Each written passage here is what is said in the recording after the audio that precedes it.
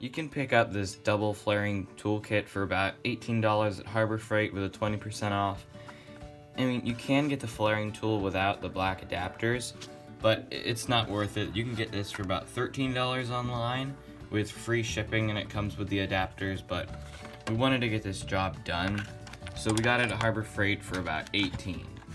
Now, this tool here has a little attachment here, and what this is actually for, or at least what I use it for, is you can put it in the vise and then you can clamp down on that.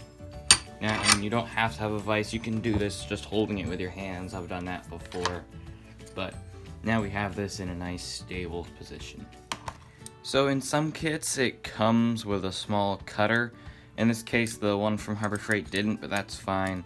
We're just going to use this pipe cutter, and then we'll cut it about halfway.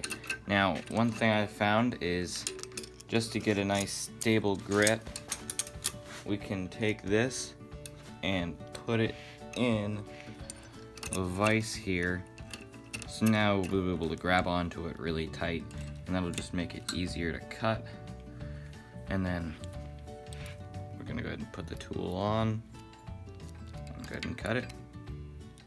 To get your tools lasting a bit longer and cutting easier, it's always a good idea to put a drip of oil on the tool, so now it'll cut a little easier and preserve the blade. So just every time you go around, tighten that screw, and then the cutter will slowly cut through the brake line.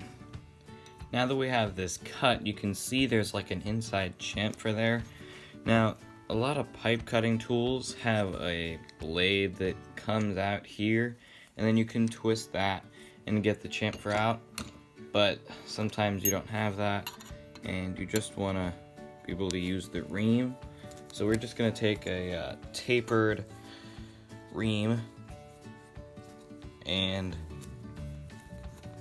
clean out the hole just like that. Now with these pipe cutters, they can be pretty dangerous. Some of them come out from the side and they can come back and cut you. This one comes out from the side there, comes out straight so it won't fold back. But it's not actually totally necessary to do this if you don't have the tools. We just don't want to compromise basically the brake fluid being able to flow through. It just makes it a little bit cleaner. And now we're gonna go over it with a file just to knock off the burr. Alright, now that that's all cleaned up, we can go ahead and add the flare. There's a few different sizes in this set. We're going to be using the 3/16, which is the most common size for brake line. And it has this thickness right there. And if we lay it down flat, we're going to take the brake line and then lower the brake line down to the thickness of that. So it's going to be at the same height as our tool there. So right there is even.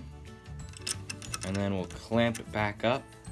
Now these adapters have some really small pieces on them that we really don't want to break.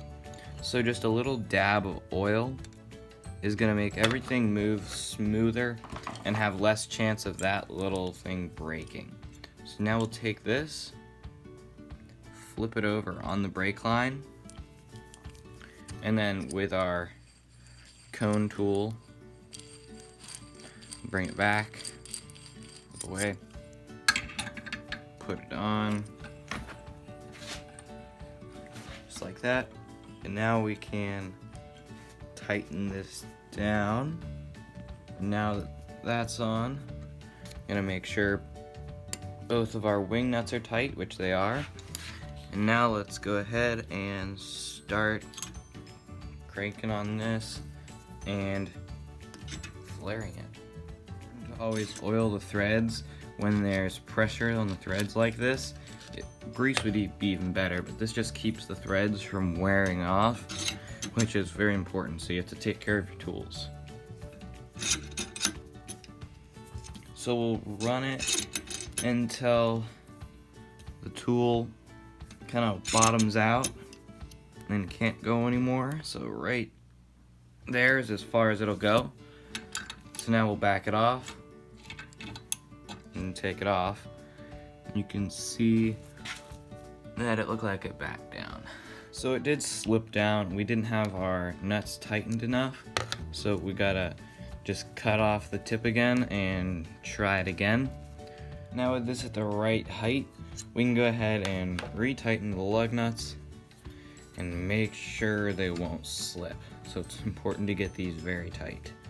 Now we're gonna take some pliers and tighten it up even more just to make sure we don't slip on the brake line again. Even these threads you want to put oil on and keep them moving smooth because you don't want them to kind of wear away. So I was tightening it down with the pliers. I tightened it a little too tight and broke off the lug nuts. So just be careful when you're tightening it. Don't take it too tight. Just tighten it to where it needs to be. So now we'll try it again with those lug nuts put on just a little tighter. And hopefully it won't slip down through. So now with the oil on everything, go ahead and try it again.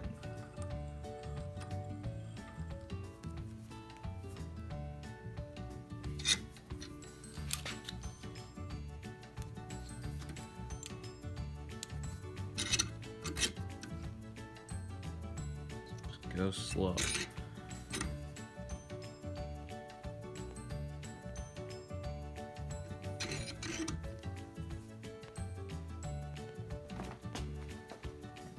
It's just about to bottom out. Put one more turn. Yep. So right there. Can't go any further, so let's back it off. And see if it slipped. Looks like it's on there pretty good. Just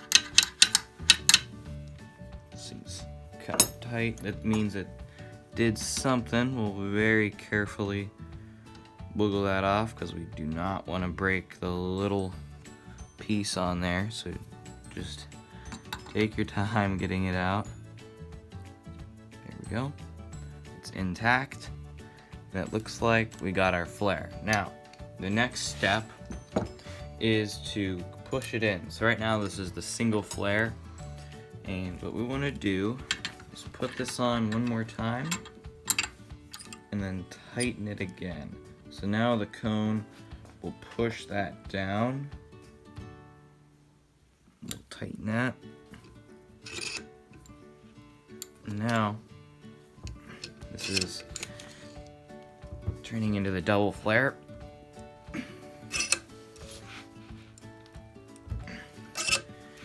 Nice and tight. Right there is as far as I can go. So we'll bring it back. And we have our double flare. So now I'll go ahead and loosen the wing nuts so we can get a closer look at what the double flare is.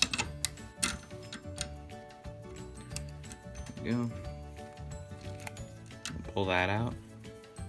You can see what it did was it flared it and pushed it around, and that's what the adapter tool does. And then the cone went back in and pushed it there. So it's basically 2 layers on the flare. So now we'll go ahead and just clean that up a little bit and deburr it so it's a little cleaner. And I'd say that double flare looks really nice.